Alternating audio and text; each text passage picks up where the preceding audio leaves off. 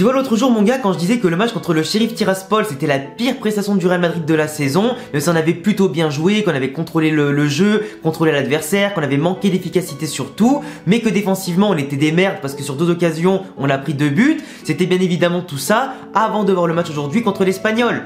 Aujourd'hui, on a repoussé un peu plus loin les limites du ridicule, de la honte, du désastreux, du catastrophique. Parce que oui, on peut se le dire, on a été ridicule et catastrophique. Pas d'envie, pas de détermination, pas simplement de volonté de dépasser l'adversaire, une surconfiance en nous qui du coup nous pousse à jouer avec simplement le minimum, pas faire les efforts, pas être solidaire, pas faire les efforts jusqu'au bout, pas se placer comme il faut ou ne pas simplement recadrer son collègue qui est peut-être un petit peu mal placé. En face, avec tous les vieux biscards qu'ils ont, parce que l'Espagnol Barcelone c'est quoi? C'est une équipe qui mélange jeunesse et détermination et bien évidemment des joueurs un peu frustrés, des joueurs expérimentés qui sont pour certains passés ou formés par le Real Madrid, par Séville, Valence, le Barça, pour certains qui ont joué en Liga au haut niveau, en Angleterre ou ailleurs, qui sont revenus du coup l'Espagnol Barcelone en mode revanchard pour faire pourquoi pas de belles prestations et éventuellement bien finir leur fin de carrière pour certains ou pour bien la lancer pour d'autres. Et ben voilà, aujourd'hui la détermination, ceux qui ont mouillé le maillot ont justement gagné parce que aujourd'hui l'Espagnol Barcelone aurait pu nous mettre 3, 4 ou 5-0 facile.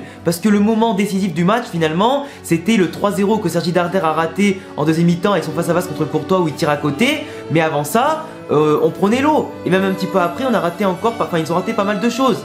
Du coup on a failli prendre l'eau. Heureusement derrière on marque quand même un petit but de l'espoir pour essayer bien évidemment via Karim Benzema, parce que oui, le fumier qu'a Benoébé, c'est toujours lui qui nous sort un petit peu de la merde. Malheureusement ça n'a pas suffi, mais au moins ça nous évite d'avoir un ridicule, de pas marquer le moindre but aujourd'hui. Pour t'imaginer rapidement le match un petit peu comment il était, pour te montrer la différence entre le Real Madrid et l'Espagnol Barcelone, tu vois ici le Real Madrid représenté en blanc par cette passoire, la passoire que tu connais pour cuisiner quand même toi-même tu sais, cette passoire là qui est très utile mais pleine de trous un petit peu comme notre défense, et l'Espagnol Barcelone c'est cette bouteille d'eau. Cette bouteille d'eau qui est pleine, qui a eu plein d'envie, plein en tout cas de détermination, plein d'occasions, qui a eu plein de fougue aujourd'hui pour nous maltraiter à tous les côtés du terrain. Et si bien évidemment j'ouvrais cette bouteille, que je versais l'eau dans la passoire, l'eau elle passe à travers pour te montrer à quel point on a pris l'eau, que personne chez nous n'a surnagé à part Benzema en fin de rencontre parce que sur tout le reste il était pas bon. Eden Hazard qui a fait une petite rentrée sympathique et ça a commencé un peu plus à dynamiser le jeu de l'équipe à sa rentrée. Mais sinon globalement, tous les autres joueurs sur le terrain, catastrophique. Il n'y a pas un joueur à sauver. Si tu veux noter la première mi-temps, je la note en négatif. Si je la note en deuxième mi-temps, l'équipe, bah à partir de la 70e seulement. Là, on a commencé à créer du jeu quand on perdait 2-0. Et c'est catastrophique. Comment on peut avoir une défense aussi merdique? Attends, je pose ça sur le côté parce que ça me fait chier d'avoir ça dans la main pendant que je parle.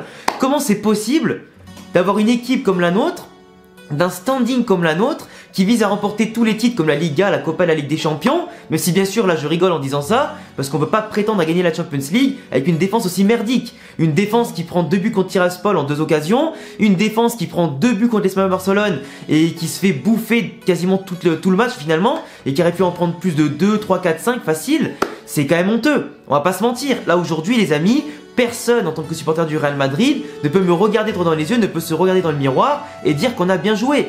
On a bien joué que 15 minutes, donc les 15 dernières minutes entre la 75e et la 90e, sans compter les arrêts de jeu. On a bien joué à ce moment-là, on a créé du jeu, des mouvements, on proposait, on était solidaire, on était plus déterminé, on mettait enfin le pied sur le ballon, on mettait enfin l'épaule dans les contacts, on mettait enfin l'engagement et l'envie dans les contacts, parce que les 75 premières minutes, bah finalement c'est l'Espagnol Barcelone qui a bouffé tous les duels. Et c'est pas normal. Que ce soit dans les relances, que ce soit notamment sur les coups de pied arrêtés, même des fois les positionnements sur les ballons repoussés, c'était toujours eux qui étaient à la retombée du ballon. C'est pas normal. Et ça te montre bien sur ces schémas-là, en dehors de la tactique et de la formation qu'Ancelotti a mis aujourd'hui, et on va en parler tout de suite, qu'il y avait un problème. Excès de confiance de notre part, suffisance dans notre jeu, et on s'est laissé embarquer par nos belles prestations depuis le début de saison, même si là depuis une semaine c'est catastrophique. 0-0 contre Villarreal qui a fait le match de sa vie parce qu'avant il faisait un mauvais début de saison, Sheriff Tiraspol qui nous bat et qui nous met un petit peu honteux, énormément honteux même en Ligue des Champions, et au final là maintenant une autre défaite, première défaite de la saison en Liga contre l'Espagnol Barcelone, contre un club catalan. Certes c'est pas le Barça, et on peut dire aujourd'hui qu'on a perdu contre le meilleur club de Barcelone cette saison. On va pas se mentir. Parce que après, bon, je vais quand même pas m'excuser aussi de m'être un petit peu moqué du Barça hier avec leur défaite contre l'Atlético. Je vais pas m'excuser non plus de leur défaite contre Benfica. Mais finalement, quand tu analyses bien, on est quasiment pareil.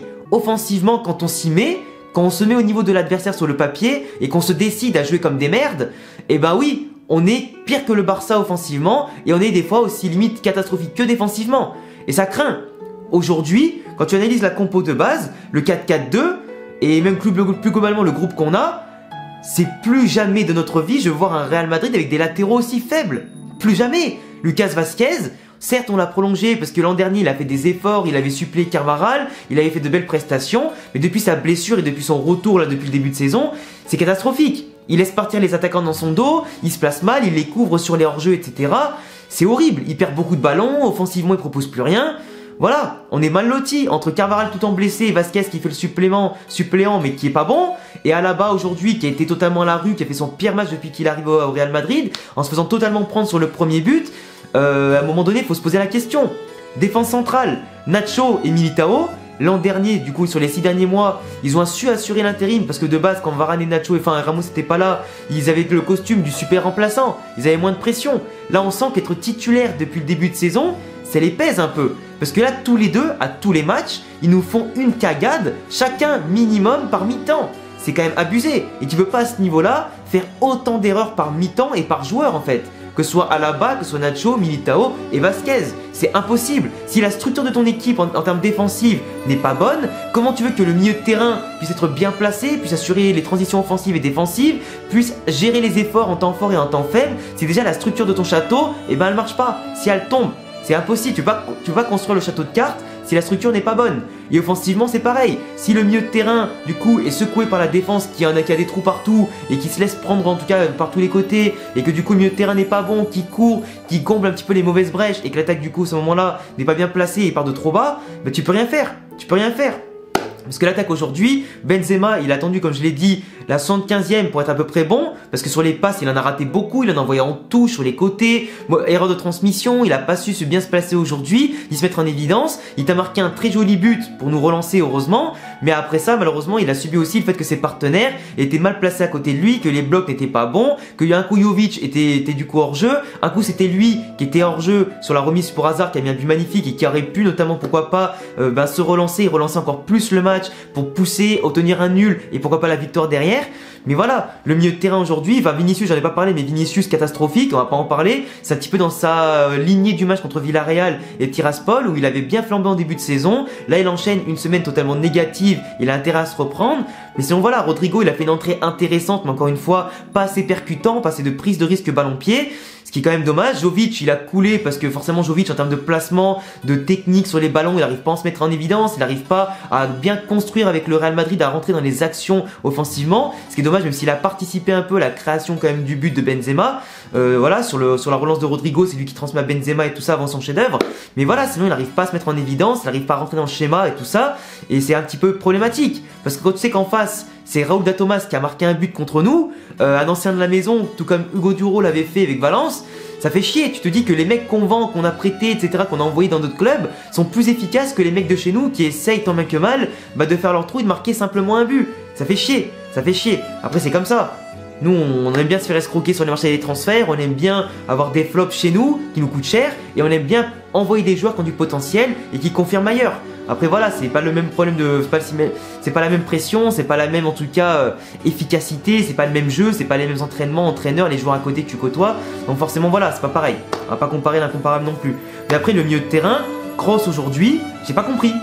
Kroos aujourd'hui, ça se voit qu'il souffre encore de sa pubalgie, laisse-le encore s'entraîner à part de l'équipe. Si c'est pour ralentir le jeu, si c'est pour pas proposer le Kroos de d'habitude en mode masterclass, ça sert à rien.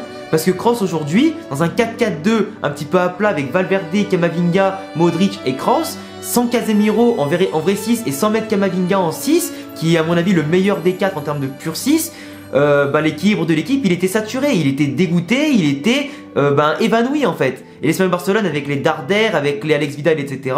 Ils ont percuté notre milieu de terrain, ils ont fait ce qu'ils voulaient avec le ballon, c'était facile. On était tellement positionnés n'importe comment que dès qu'ils faisaient un pressing, ils étaient à chaque retombée du ballon, chaque paire de balles ils étaient là, chaque transition ils nous bouffaient, ils nous bloquaient, ils nous perçaient avec et sans ballon ou en une seule passe, comme sur le but de Vidal notamment. C'est problématique. Modric, comme du coup il n'y avait pas d'équilibre, quand on touchait très peu le ballon pendant 70 minutes et qu'en plus de ça il a pas su trouver les attaquants parce qu'on partait de trop bas, il comblait les mauvaises brèches, il courait courait à 36 ans un peu partout, bah forcément, autant lui que Kroos, bah ils ont pris l'eau. Ils ont pris l'eau. Kamavinga, il a été changé à la mi-temps parce que pareil, dans un 4-4-2, mais exilé plus sur la gauche qu'autre chose, bah il était perdu. C'est pas son poste de faire ça. Il comblait des brèches que normalement il doit pas combler et il était pas dans la bonne position pour partir ballon au pied, pour se projeter et encore moins pour défendre. Il devait défendre avec Kroos à côté de lui et avec un autre milieu encore à côté de lui qui se marchait dessus. C'est pas normal. Et Valverde aujourd'hui, pareil, il n'a pas eu le rayonnement de d'habitude, parce que pareil, il n'était pas positionné comme d'habitude, il n'était pas entouré, j'allais dire, tactiquement, comme il avait l'habitude de le faire.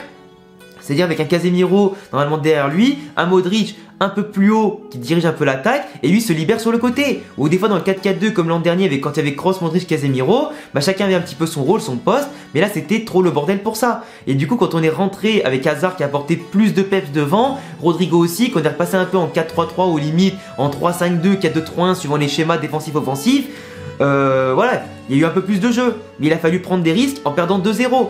Et du coup, cette défaite-là, je la mets autant dans l'équipe aujourd'hui qui a été très mauvaise pendant 70 minutes à peu près, qui n'a rien proposé, qui perdait les duels, etc., qui était perdu tactiquement et techniquement, parce qu'on avait beaucoup de déchets et tout ça. Mais voilà, la défense qui a laissé Thibaut Courtois livré à lui-même, qui a fait pas mal d'arrêts, qui nous a laissé en tout cas à flot pendant ce match-là où on aurait pu égaliser, au moins minimum. Mais voilà, moi ce match-là, dans la globalité, on mérite pas de gagner, on mérite pas d'égaliser, on mérite simplement de perdre. On mérite de perdre. On a fait tout ce qu'il fallait pas. On a été à l'envers du jeu, on a été à l'envers malheureusement de nos ambitions. On perd contre l'Espagnol Barcelone, défaite qui était un petit peu, j'allais dire, pas prévu, parce que finalement par rapport au standing qu'on a, par rapport à l'équipe qu'on a sur le papier, sur le terrain, et par rapport à la dynamique qu'on avait espéré retrouver après la défaite contre Tiraspol qui normalement aurait dû mettre une claque à l'équipe, bah voilà, aujourd'hui on paye notre excès de confiance, on paye notre manque de rigueur et notre manque en tout cas de sérénité quand on a le ballon et quand on l'a pas, et nos péchés défensifs ils nous coûtent cher. Et aujourd'hui, j'espère qu'aujourd'hui, au mercato d'hiver ou d'été prochain, qu'on va autant investir sur l'attaque, pourquoi pas sur Mbappé ou Haaland, ou les deux, mais aussi sur une défense. Parce que là, on en a besoin. Une défense pour se stabiliser, c'est primordial si tu veux viser la Liga comme la Ligue des Champions. Bon voilà les gars, je vais pas parler plus que ça, j'ai déjà assez parlé, ça me saoule un petit peu. En tout cas, voilà, c'est écœurant sur défaite parce qu'on propose rien. Par rapport à Tiraspol, on proposait du jeu et on n'avait pas d'efficacité. Là, on n'a rien proposé. Pas de football, rien, on a balbutié, bafouillé tout ce qu'on peut créer et tout ce qu'on représente normalement et c'est pas normal. Du coup voilà, en tout cas les amis, si vous avez kiffé ou pas mon débrief, je vous laisserai me le dire en commentaire. Le petit pouce bleu pour me soutenir aussi et en espérant aussi pourquoi pas que le Real Madrid simplement se réveille un petit peu les prochains matchs. L'abonnement et cocher la cloche et vous suivre sur tous les réseaux si vous kiffez le Real Madrid, son actualité, les débriefs et les analyses du club. Et à bientôt les amis pour prochaine vidéo, ciao.